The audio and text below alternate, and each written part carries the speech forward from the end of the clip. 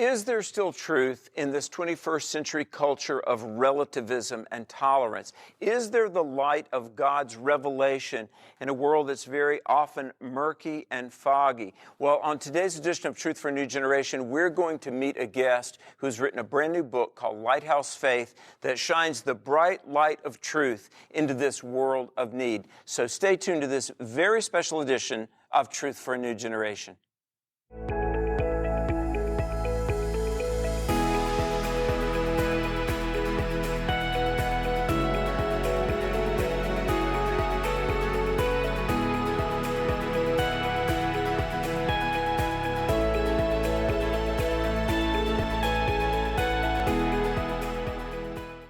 Nearly 800 years ago, the great thinker Thomas Aquinas said, "If anything is true, then there must be truth."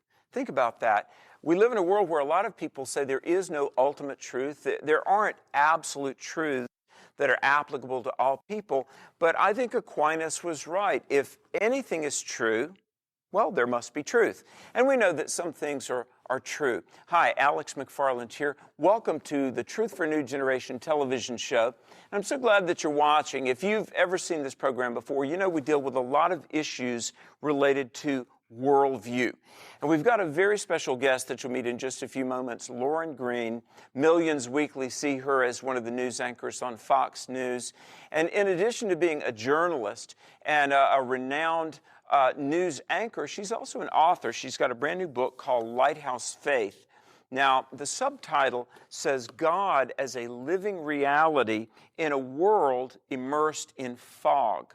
What is that fog? I think very often it's just the noise. We hear about the noise of media and opinions, and we're just barraged with an endless onslaught of everything from emails and social media and videos to what's on television. We're in a world of data, but are we able to find truth?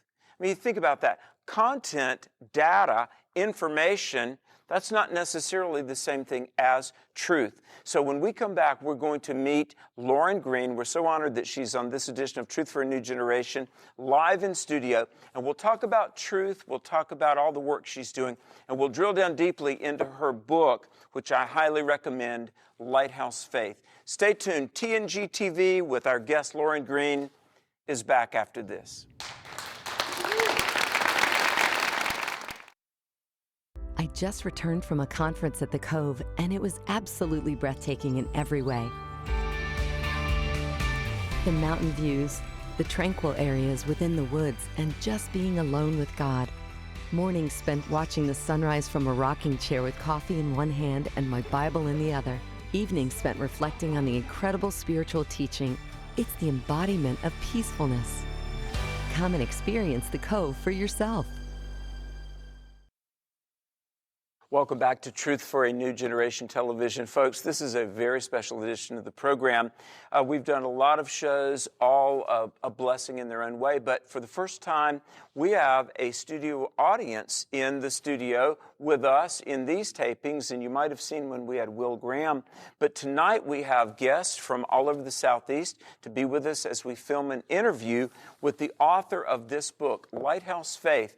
Now, many know Lauren Green as an anchor for Fox News. She's been with Fox 25 years. She covered the Pope's visit to the U.S. in 2015, many other accolades, but she is the chief religion correspondent for Fox. She has a podcast that's heard by countless numbers of people every week, and we're so proud that she's our guest on this edition of Truth for a New Generation. Please welcome Lauren Green. Thank you. First of all, thank you for having me on your show. I mean, you're just an incredibly gracious person, and I just feel incredibly honored that you asked me to be on here. And the next thing is, you did all of that without a prompter, and I don't understand how that's possible. It was so wonderful. Well, it's a great privilege to have you here. It really is. And those that come to our conferences, Truth for a New Generation, you have graciously spoken many times. You and I have done a lot of things together. But I remember, and I want to give a little bit of backstory, because Truth for a New Generation, we do events, publishing, and broadcasting to try to reach people with the gospel, people of all ages, but especially youth. Well, in 2009, we hired a publicist to help us, and one of the very first things they did in 2010, 12 years ago, if you can believe it, they sent me to New York City to meet Lauren Green. Well, you were on the show. You were on Spirited Debate. Exactly. Remember that show? Yes. You were on, and they had a little studio in the digital studio, and that's the first time I met you. Yeah, well, and you know what? I have to tell you, And it was Dr. Alex McFarland, too. Well. It was Dr. Alex McFarland. As my nephew says, but not the kind that can do you any good. But I remember going to the Fox building, and I was pretty intimidated. You know, it's New York City. But I got up there, and you and your staff made me feel so welcome. But I was so excited to learn that you're a Christian. And you're in the mic and on everybody's TV doing the news, but you're a follower of Christ, aren't you? Absolutely. I mean, listen, my walk with Christ has been over the years and has intensified as the years have gone on. And you finally come to the point where I just had to say, you know, I'm nothing without Christ. I am nothing without Christ unless I do all for His glory.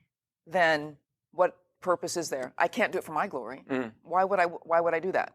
We all have to live for something, and we all are going to live for something. And so we have a choice of what to live for. We don't have a choice of whether we live for something. Right. Where did you grow up? I grew up in Minnesota. Yay Vikes, who've never won a Super Bowl, but have been there 4 times. But, you know, let's not talk about that. But I grew up in Minnesota, youngest of 5. And youngest of widespread 5, you know, my oldest sister is like 17 or 18 years older than me. So she was the same age that my mother was when she had her, when I was born. Yeah. Right? So it was just a wide range of ages. But, you know, I grew up in a different generation. Most of my friends at school, their grandmothers were kind of in the age of my mother. And I really understood a different kind of generation, you know? My father worked for the same company for 40 years, got the gold watch. You don't do that today. That was normal for me. My dad, you could set your clock by when he came home from work every single day. That was normal for me. 2 parents, mom was at home. She pretty much was a stay-at-home mom until I kind of went into grade school, maybe second or third grade. But she only worked a half day, because she had to be home when I was home. And there's nothing more that gives you more security, a kid more security. You come home at night after school, you hit the door because it's always open, you know, because mom's home. You go, Mom, she goes, yeah, home, okay, and that's it. That, you never understood how secure that made you feel, a child feels. You know, growing up in that classic American family, as I did, I was so privileged too as well.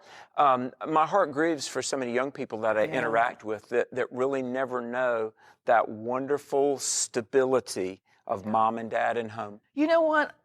To this day, freshly vacuumed carpet and watching the TV with my mom and dad still gives me a sense of security.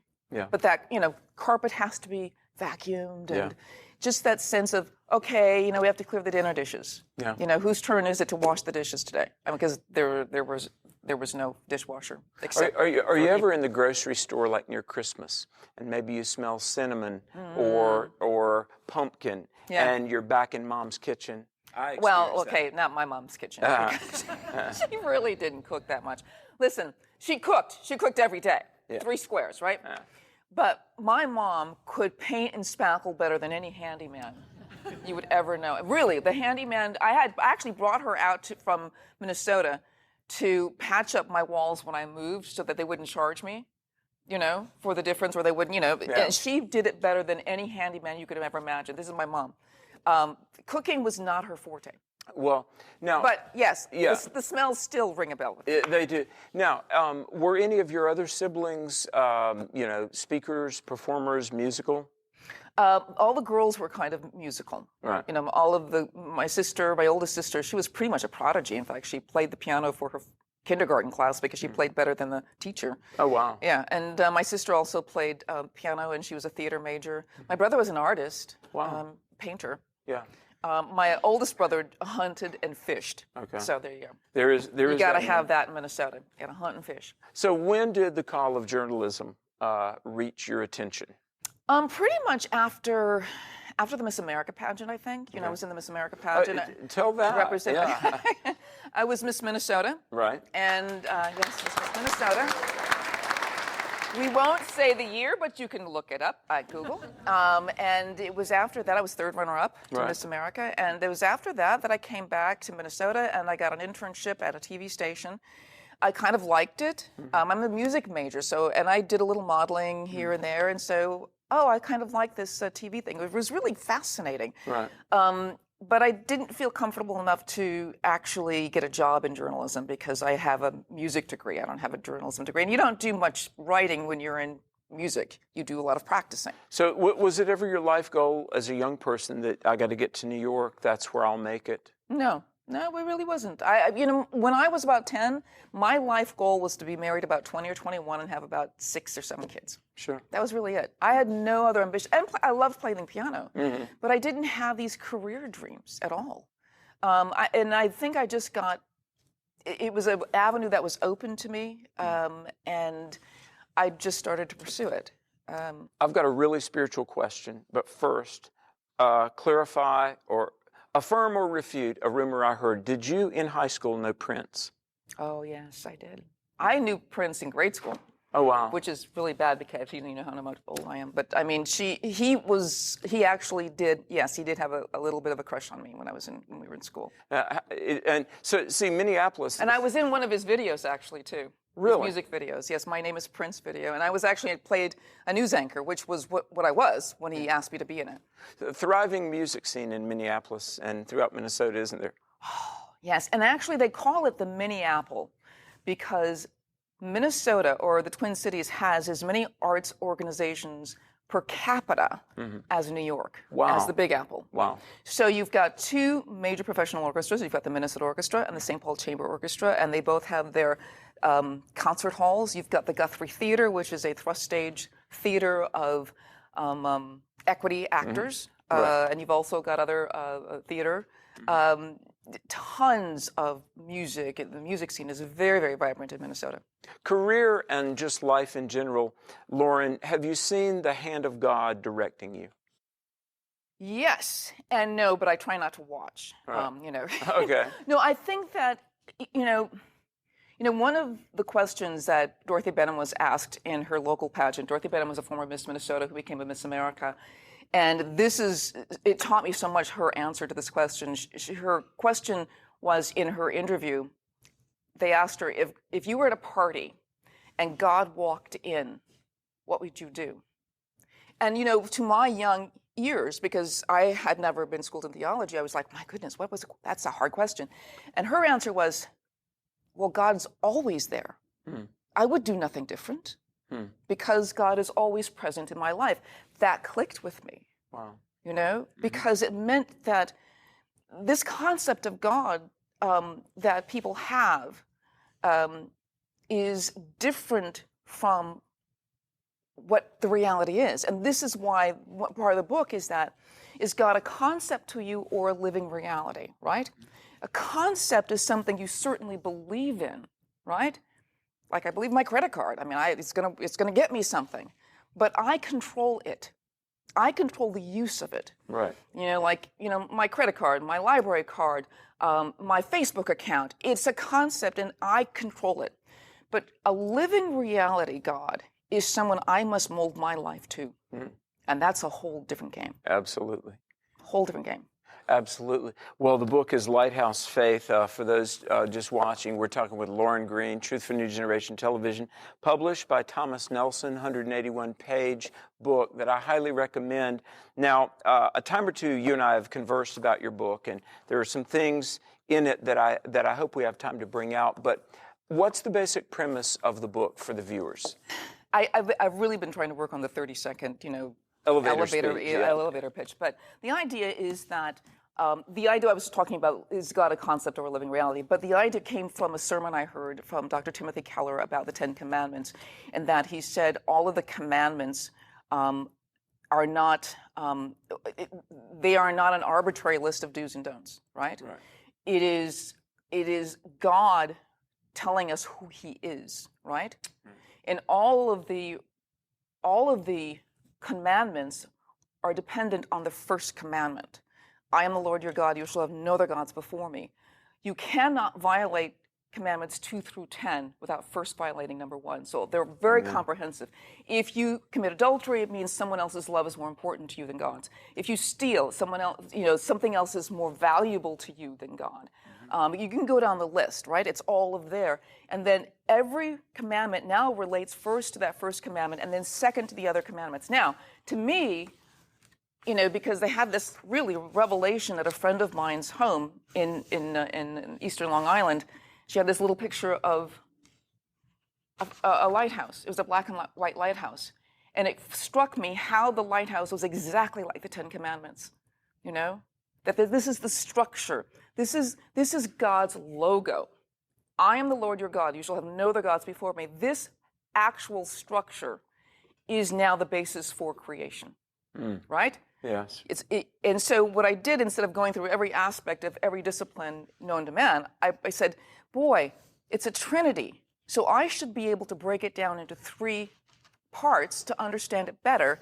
And so that's why it's called the lighthouse. So it's like shining a divine light through the prism of the light in the lighthouse and the refraction of the 3 persons of the Trinity and the Father, Son, and Holy Spirit.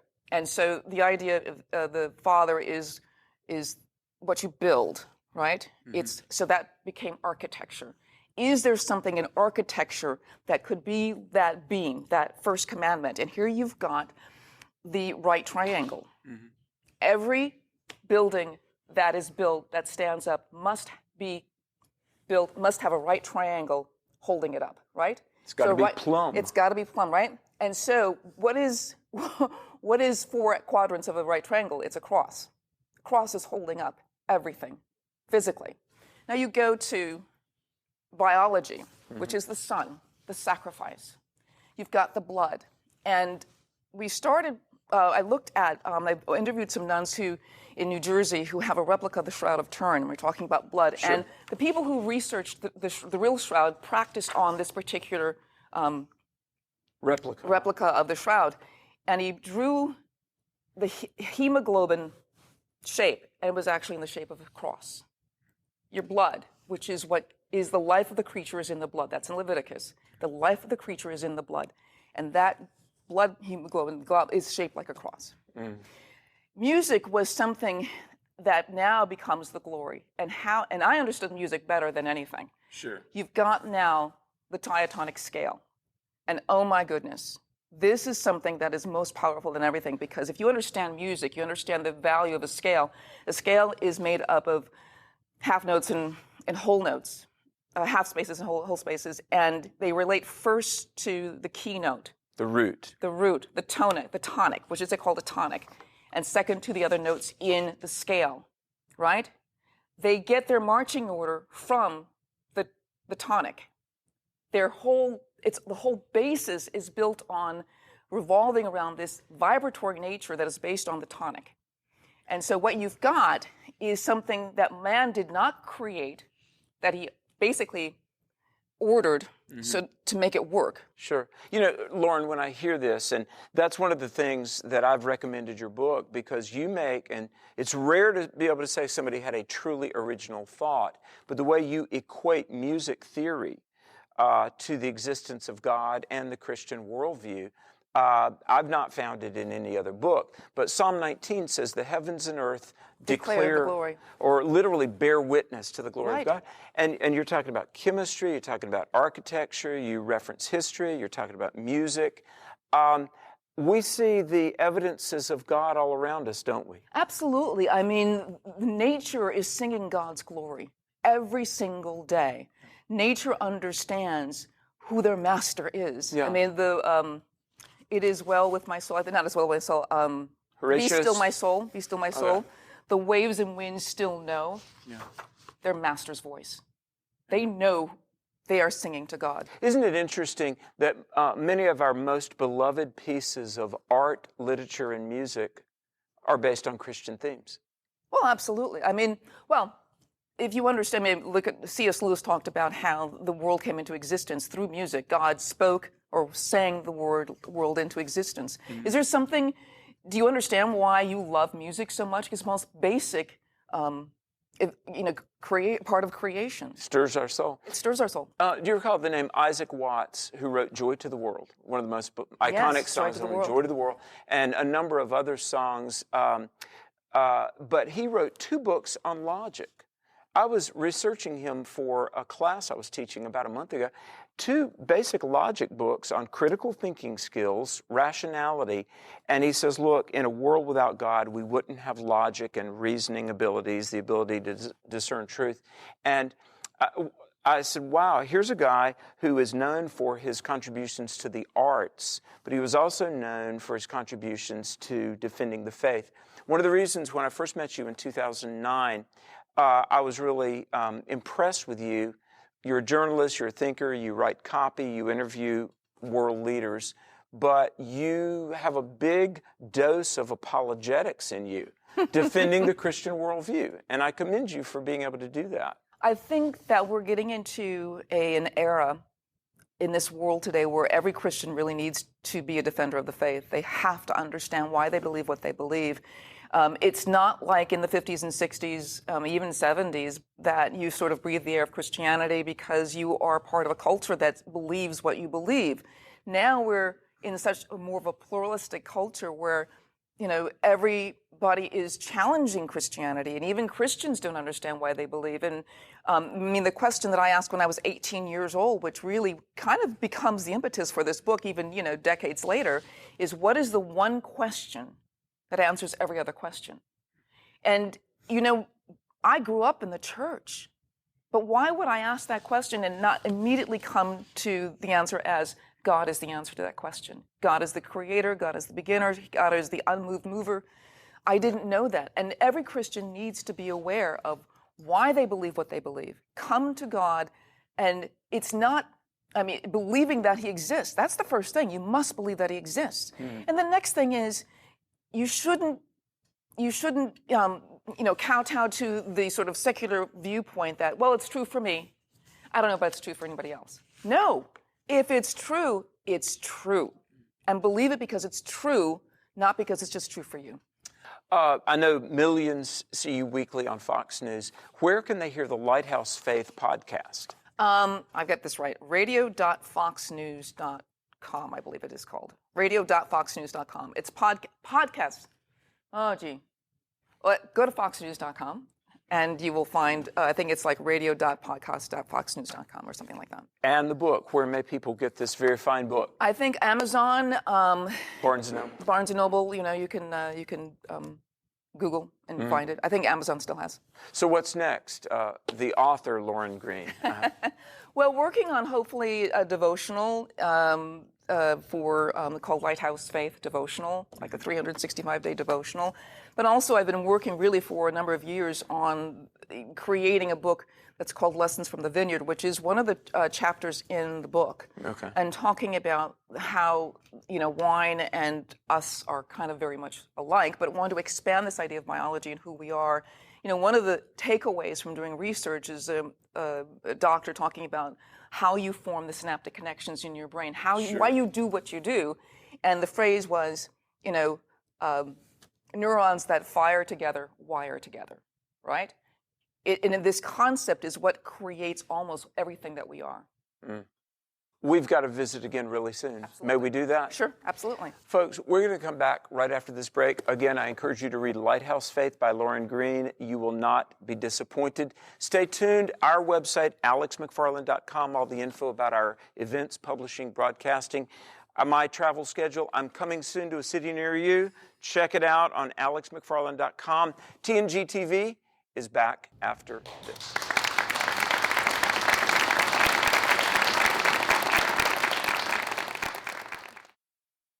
My beliefs aren't exactly popular. You can tell me I'm on the wrong side of history all you want, but you won't change my mind. That's because I'm standing on something that doesn't change. Therefore, let us hold fast to the confession of our hope without wavering. For he who promised is faithful. As Christians, it's important to remember that no matter how good or bad things may seem, nothing changes our King or our call. Welcome back to TNG Television. Alex McFarland here. We're talking about worldview, God, the root of the chord, the tonic, the basis of it all. Talking with Lauren Green. Lauren, this is just delightful. I want to thank you for being with us. And you made a sacrifice. You flew from New York, came down to the Carolinas, and thanks for spending a couple of days with us. It's not a sacrifice to be in Greensboro, North Carolina, believe me. It is like heaven on earth down here. God bless you. Thanks. Well, you know, we're committed to telling the world truth, especially young people. And I want to say just a word to everybody watching. If you go to my website, which is alexmcfarland.com, you know, for 24 years, Truth for a New Generation has been about presenting, explaining, and defending the biblical worldview, trying to help people understand. Here's what we're after, that every young person would hear the gospel in a clear, culturally relevant, understandable way, and have the opportunity to respond. And I want to say thank you, all the partners, the people that watch. Number one, the people that pray for us. You pray for me. If you go to my calendar on alexmcfarland.com, you see very often I'm at university campuses. Happy to do that. And I thank God that we have got hundreds, maybe even thousands of people with whom we interface year after year. We ship out books. We interface with high schoolers, middle schoolers, college kids, even many professors, that they know the Lord, they love truth, they want to stand up and influence others. We feel so privileged that we get to hopefully play a little part to encourage and equip people, and you're helping us do that. So please pray for Truth for a New Generation. Support. Every one of your contributions is tax deductible, is gratefully received, is faithfully handled. We have a board. We have a lot of accountability. Alex McFarland doesn't make any bank deposits or anything, but I just stay on the road preaching, and I've got a great staff that helps me do what God's called us to do. I do want to remind you, July 17th through 22nd, 2022, we have our annual summer youth camp. It's amazing. Will and Mickey Addison, nationally known as Airing the Addisons, Andy Lawrenson, one of America's best youth pastors. You know, we're going to do all the fun camp stuff, horseback riding, fishing, hiking, but we're going to drill down, and the theme says it all: unashamed, building your biblical worldview. Please pray. Do you know $91 a day will send a kid to camp? So help us equip these young people from all across America. And then, again, I want to ask you to please pray for America. Know what you believe, know why you believe it, and be willing to get out of the comfort zone and speak up for truth, and God will use your life to make a difference. And remember, 1 Corinthians 15:58, that your labor in the Lord is not in vain. Thanks for watching. May God bless you. We'll see you next time on TNG TV.